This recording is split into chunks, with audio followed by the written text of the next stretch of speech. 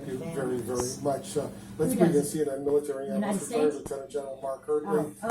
Also with us, national security reporter for the Wall Street Journal, Vivian Salama. General Hurtley, when you see these names, you see their ages. Most of them were born, let's say, just before 9/11, but they all volunteered. They served in the Marine Corps, the Army, the Navy. Louisiana What goes through your mind? Because you had to deal with families, Gold Star families, on these occasions.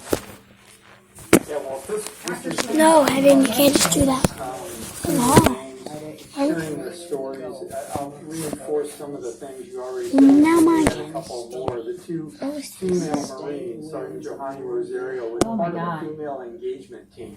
That was a organization stood up by the Marine Corps. The other forces also had it to specifically engage with women in Afghanistan and Iraq.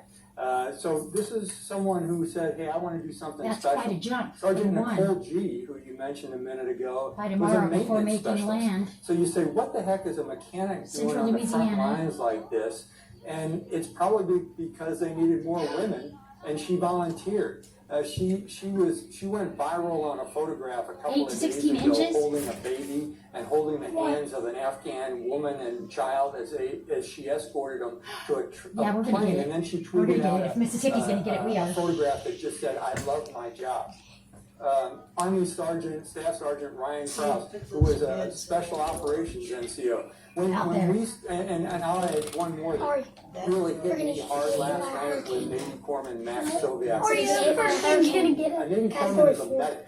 That's someone who, in my view, is the most professional and most selfless of all military members, because they not only serve their country, they serve their fellow military personnel. So it's just tough to see all these things. And when you hear more and more stories about the character and the values of these people, it just tears you up. But you got to remember, these 13 people, It's starting in New Orleans. New Orleans isn't near us, is it? These folks contributed, New Orleans along with the rest of their teammates, to over 120,000 Afghans evacuating and perhaps starting a new life in a new country. It's okay. That will be their memory that will live on. It's okay.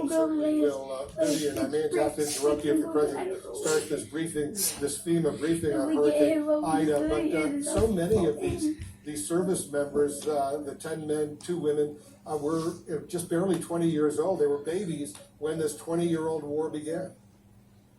That's right, Wolf, and that really underscores just how A, long this war has been going on, and B, why President Biden has been so intent on just ending it right now is because you have an entire generation that does not remember or was not old enough, not even born, to remember the 9/11 attacks. And a lot of these guys and girls are fighting in this war now, what are you crying for? Without sort of that context that drove us to go to Afghanistan to begin with 20 years ago.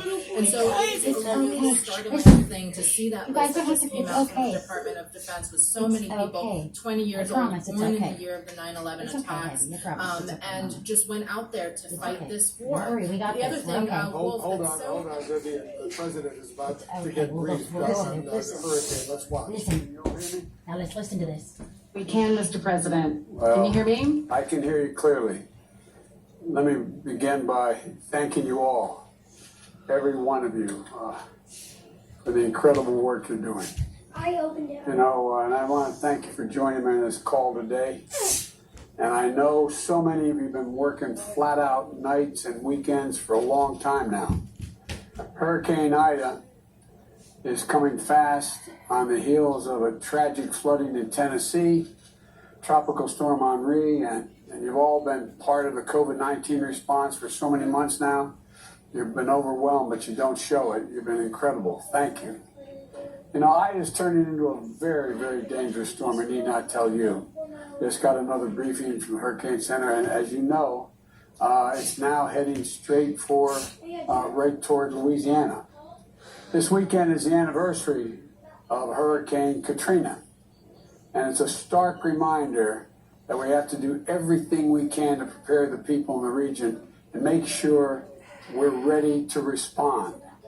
Administrator Criswell Usual and I have spoken extensively about this. We were together yesterday, and we spoke to the governors of Louisiana, Alabama, and Mississippi to ask what they need from us before the storm arrives.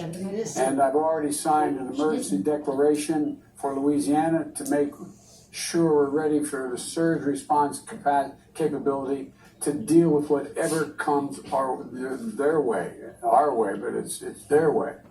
You know, we've deployed 500 FEMA emergency response personnel in Texas and Louisiana, in addition to 2,000 FEMA personnel already supporting our COVID response in the region. And we've pre-positioned food, water, generators, and other supplies in the area. Power restoration and mobile communication support teams are also en route. We've also closely coordinated with the electric utilities to restore power as soon as possible and to support your response and recovery efforts. And above all, I'm urging the people of the area to pay attention and be prepared. I want to say it again, pay attention and be prepared. Have supplies for your household on hand.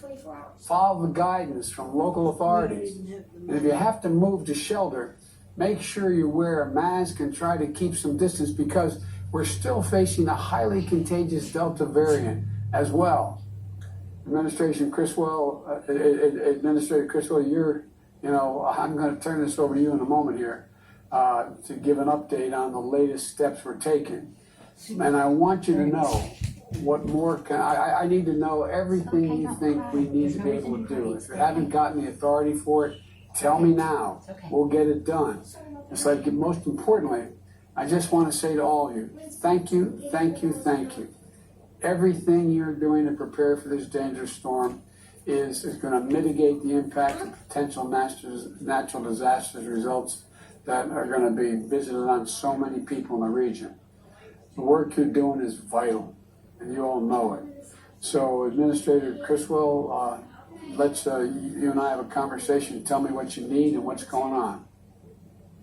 All right, thank you, Mr. President. As you probably heard from Director Graham, we are beginning to see the rapid intensification of the storm.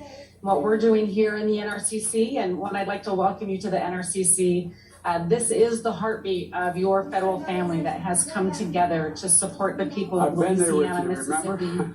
I know. Last time. And now you see it full and active. I can see it. You guys are the best. They are. So It's okay, Ari. We're going to be fine. Don't cry, baby. I promise you guys. Don't cry. It's okay. We're going to be just fine. It looks like we lost that connection with the White House. We'll see if we can reconnect. I want to bring in our White House correspondent, Arlette Saenz, the president. You heard him say Hurricane Ida. Sorry, you guys heard. Oh, my grandma's about leverage that we're using this. It's because my grandma, she's 75 and we've never been hit by a hurricane before. I'm really scared. It's my first time knowing about a hurricane going to hit Tennessee. I live in Homeland, Tennessee.